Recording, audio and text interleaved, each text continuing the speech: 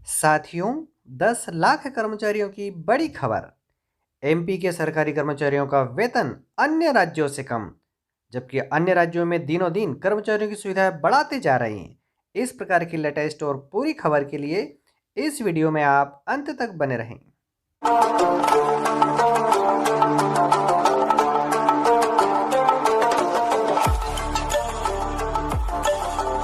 विशेष और बड़ी खबर भोपाल से लगी है। साथियों, देखने में आ रहा है कि एमपी में मध्य प्रदेश में सरकारी कर्मचारियों की सुविधाओं में लाभों में कोई बढ़ोतरी नहीं की जा रही है, जबकि जबकि एमपी के पड़ोसी राज्यों में कर्मचारियों की सुविधाओं में लाभों में दिनों दिन बढ़ोतरी की जा रही है, जिसमें वहां के कर्मचारी भी उत्साह से कार्य कर रहे हैं और कार्य को अच्छा अंजाम देते हैं। एमपी में लगातार कई सालों से ओल्ड पेंशन की मांग कर रहे हैं, जबकि पड़ोसी राज्य ने पहले ही ओल्ड पेंशन दे दी है। अभी हाल ही में कर्मचारियों के लिए राजस्थान सरकार ने अन्य सुविधाएं भी बढ़ाई है। उस पर पहले बात कर लेते हैं, फिर एमपी की बात करेंगे। यह विशेष और बड़ी खबर जयपुर से लगी है कि राज्यपाल कलराज मिश्र ने विभिन्न सेवा नियमों में संशोधन प्रस्ताव में मंजूरी दी है, जिसमें 28 वर्ष की सेवा के बजाय अब 25 वर्ष में रिटायरमेंट मिलेगा पूर्ण पेंशन का लाभ। वेतन वृद्धि प्रमोशन भी होगा। राज्यपाल कलराज मिश्र ने सोमवार को राज्य कर्मचारियों और अधिकारियों के वेतन, पेंशन आदि से संबंधित सेवा नियमों के संशोधन प्रस्ताव को मंजूरी दी है।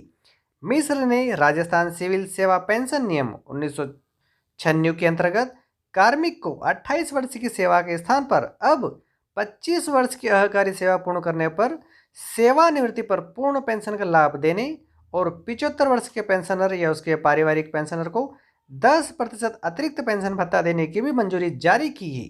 कार्मिक या पेंशनर की मृत्यु की दशा में उसके विवाहित पुत्र या पुत्री की ओर से 12,500 रुपये प्रति माह तक की आय वाले पात्र सदस्यों को पारिवारिक पेंशन लाभ देने का संशोधन प्रस्ताव स्वीकृत किया है। राज्यपाल ने कर्मचारियों और अधिकारियों को वर्तमान देय में विशेष भत्ते, विशेष वेतन में वेतन विसंगति परीक्षण समिति की अभिशाख के अनुरूप वृद्धि संबंधित राजस्थान सिविल सेवा नियम 2017 की अनुसूची 111 में संशोधन प्रस्ताव को भी मंजूरी दी गई। इसमें विभिन्न विभागों के पदों के पे लेवल में संशोधन किए जाने संबंधित उस पर अधिसूचना को भी स्वीकृति दी गई, जिसमें कार्मिकों की पदोन्नति, एएसपी पर पदोन्नति पद के पे के लेवल समान होने पर आगामी सेल में वेतन निर्धारण हो सकेगा। इसके वेतन में वृद्धि होगी एवं वर्तमान में एक ही वेतन की वृद्धि की तिथि के स्थान पर भविष्य में 2 वेतन वृद्धियां यथा 1 जनवरी और 1 जुलाई से किए जाने के प्रस्ताव को भी उन्होंने अनुमोदन किया है। इससे कर्मचारियों को प्रथम वेतन 6 माह में प्राप्त होना सुनिश्चित हो सकेगा तथा राजस्थान सिविल पुनरीक्षित वेतन नियम 2017 में इन संशोधनों से विभिन्न सेवाओं के पदनाम सेवा नियमों के अनुरूप हो जाएंगी। अब हम बात करेंगे मध्य प्रदेश की, अब हम बात करेंगे एमपी की। एमपी के सरकारी कर्मचारियों के वेतन कई राज्यों से कम। देश के 20 राज्य सरकारी कर्मचारियों के वेतन मध्य प्रदेश से अधिक है। आज हम बात करेंगे मध्य प्रदेश के सरकारी कर्मचारियों का वेतन कई राज्यों से कम है। हम बात कर रहे हैं देशभक्ति जनसेवा जैसे ध्येय वाक्यों को चरितार्थ करने वाले प्रदेश के खाकी वर्दीधारियों जो कि कम वेतन में परेशान हैं। आरक्षक से निरीक्षक तक 1 लाख पुलिस वाले संगठन नहीं बना सकते, इसलिए संघर्ष कर रहे हैं। हाल ही में इन वर्दीधारियों को 24 घंटे ड्यूटी करने के बाद भी साप्ताहिक अवकाश तक नहीं मिल रहा है। आरक्षक से लेकर निरीक्षक यानी इंस्पेक्टर तक 1 लाख से अधिक पुलिस वाले हैं, जिनकी वेतन विसंगति, साप्ताहिक अवकाश समेत बीसीओ समस्याओं के निराकरण के लिए किसी सरकार ने ईमानदारी से ध्यान नहीं दिया। चुनावी साल में अब पुलिस कर्मियों की इन्हीं मांगों के लिए राजधानी में 28 जुलाई को हल्ला बोलने जा रहा है। पुलिस कर्मियों के लिए काम करने वाले बबलू यादव ने मोर्चा संभाल रखा है।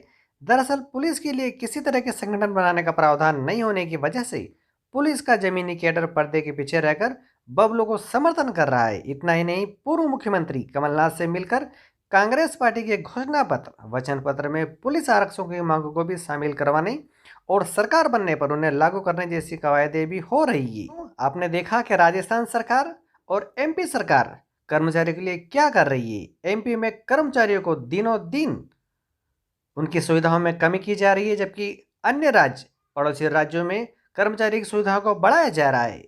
साथियों, आप भी अपना मत वीडियो के कमेंट बॉक्स में रखना ना भूलें।